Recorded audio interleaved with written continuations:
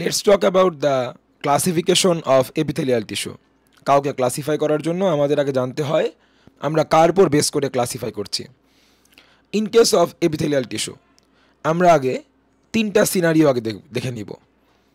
এইটা যদি আমাদের প্রথম সিনারিও হয়, সিনারিও নাম্বার 2 এবং সিনারিও নাম্বার 3, এটা অবশ্যই একটা এপিথেলিয়াল টিস্যু, কারণ আমরা অলরেডি পড়ে এসেছি এপিথেলিয়াল টিস্যুর ডেফিনেশনেই বলা ছিল সেলসগুলো থাকবে side by side closely and on the basement membrane.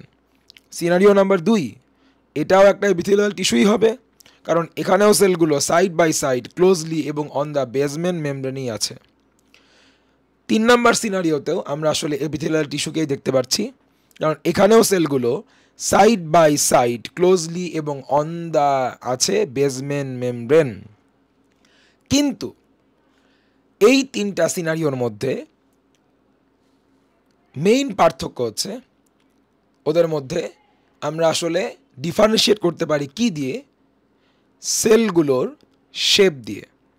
প্রথম সিনারিওতে সেলগুলোকে কাইন্ড অফ ফ্ল্যাট বলা যায়, যেখানে 2 নম্বর সিনারিওতে সেলগুলো বেশ লম্বা এবং 3 নম্বর সিনারিওতে সেলগুলো কিন্তু কিউবের মতো, 3টা ডাইমেনশন ইকুয়াল। তাহলে এই অবজারভেশন থেকে আমরা বলতে পারি এপিথেলিয়াল টিস্যু এর ক্লাসিফিকেশন আসলে আমাদের করা উচিত ওদের এই টিস্যুতে থাকা সেলদের শেপ এর উপরে বেস করে। যদি কোনো এপিথেলিয়াল টিস্যু এর সেলগুলো হয় ফ্ল্যাট, প্রথমে বলবো আমরা কেমন হয়, দেন বলবো আমরা কার মতো হয়। এই জিনিসটা স্যার খুব মনোযোগ দিয়ে মনে রাখবেন আপনি।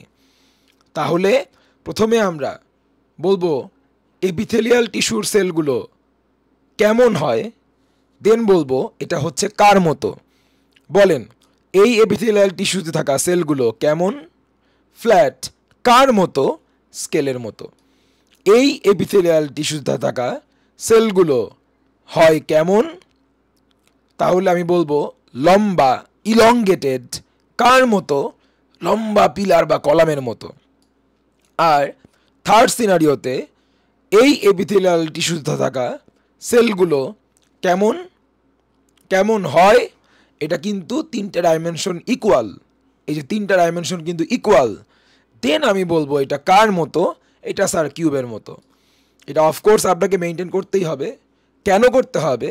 ধরেন আপনি বললেন যে না স্যার আমি এমন করব না, আমি জাস্ট এইটুকু লিখবো সেলগুলো ফ্ল্যাট, সেলগুলো ইলংগেটেড আর এটার 3টা ডাইমেনশন ইকুয়াল। না, আপনি একটু খেয়াল করেন নেমিংগুলো কিন্তু হচ্ছে আসলে ও কার মতো, মানে কোন এপিথেলিয়াল টিস্যু এর সেলগুলো কার মতো তার উপর বেস করে। এখানে সেলগুলো ফ্ল্যাট অবভিয়াসলি, বাট কার মতো? মাছের স্কেলের মতো, একবারে স্কেলের মতো ফ্ল্যাট। স্কেল থেকে কি আসছে? স্কোয়ামাস। এখানে লম্বা, ইলংগেটেড, ফাইন। কার মতো? কলামের মতো। নামটা কি আসছে? কলামনার। 3টা ডাইমেনশন ইকুয়াল। ওকে, কার মতো? কিউবের মতো। কিউব থেকে নামটা কি আসছে? কিউবয়েডাল।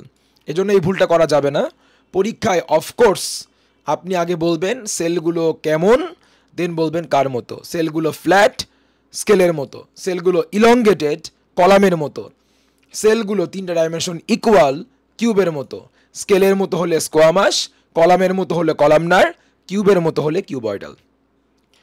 এবার এ ধরনের এপিথেলিয়াল টিস্যুগুলোকে আসলে আমরা পাচ্ছি কোথায়? ফর এক্সাম্পল আমরা স্কোয়ামাস এপিথেলিয়াল টিস্যুকে পাচ্ছি বোম্যানস ক্যাপসুলে। So Bowman's capsule actually part of nephron, আর নেফ্রন হচ্ছে আমাদের কিডনির স্ট্রাকচারাল ইউনিট।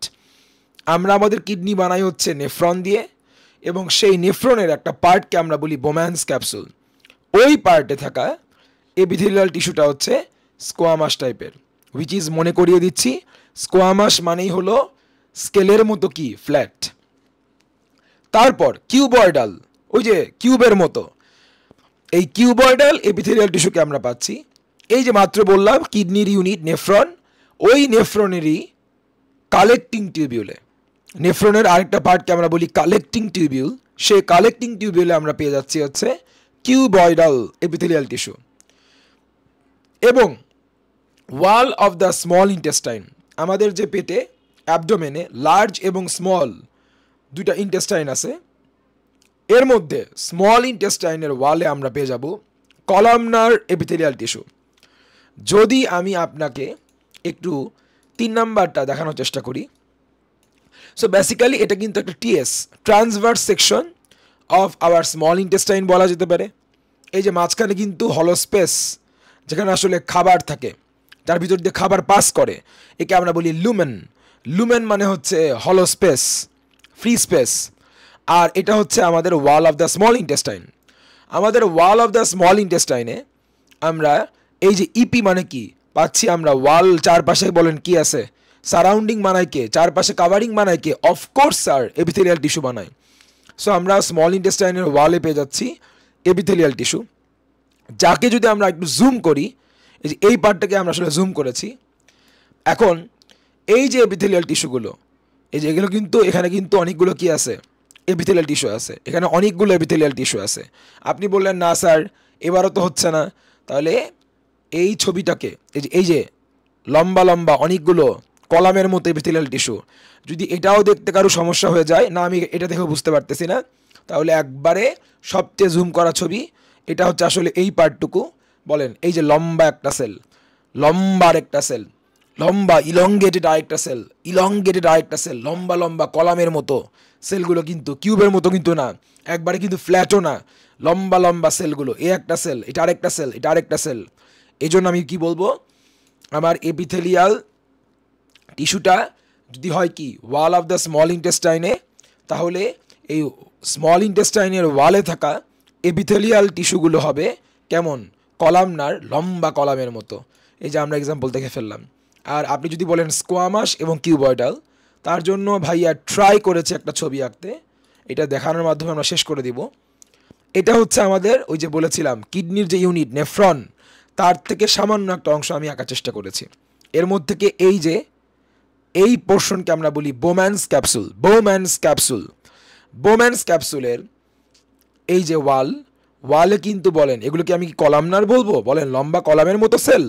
এই যে এই সেল কি লম্বা কলামের মতো, এই সেল কি কিউবের মতো, নান অফ দেম। সেলগুলো কেমন, ফ্ল্যাট, স্কেলের মতো ফ্ল্যাট। সো এগুলো তাহলে কেমন এপিথেলিয়াল টিস্যু হবে, স্কোয়ামাস এপিথেলিয়াল টিস্যু হবে। আর এই যে একটা টিউব, তাহলে এই যে বোম্যান্স ক্যাপসুলের পরে এই যে টিউব বা পাইপের মতো ক্রিয়েট হয়েছে, এই টিউবকে বলা হচ্ছে প্রক্সিমাল টিউবিউল। সো টিউবিউল মানে হচ্ছে স্মল টিউব, আমি আপাতত আপনাকে এটাই মনে রাখতে বলবো। তাহলে এই ছোট্ট টিউবটা মানে টিউবিউলটা, এই টিউবিউলের দুই পাশের ওয়ালে নিশ্চয়ই স্যার আপনি একে স্কোয়ামাস হুইচ ইজ স্কেলের মতো বলবেন না, নিশ্চয়ই স্যার আপনি একে অনেক লম্বা কলামের মতো বলবেন না, বরঞ্চ এটা অনেকটা কেমন কিউবের মতো। এই যে আমরা সুগার কিউব খাচ্ছি, রুবিক্স কিউব ইউজ করি, সো কাইন্ড অফ কিউবের মতো। এই জন্য এটা হচ্ছে কিউবয়েডাল। আর এটা তাহলে কী হবে বলেন, স্কেলের মতো squamous. Cube like cuboidal, scale like squamous. তাহলে আমরা ক্লাসিফিকেশন জেনে ফেললাম, কার উপর বেস করে করেছি তাও জানতে পারলাম, কোনটাকে কার সাথে কম্পেয়ার করা হয় তাও জানতে পেরেছি, ছবিগুলো দেখেছি, আমরা এক্সাম্পলও পড়ে ফেলেছি। তাহলে classification of epithelial tissue on the basis of the shape of the cells এটা কমপ্লিট। নেক্সট ভিডিওতে আমরা বলবো আরেকটা ক্লাসিফিকেশন, বাট সেটাকে আমরা ক্লাসিফাই করেছি on the basis of the arrangement of the sales.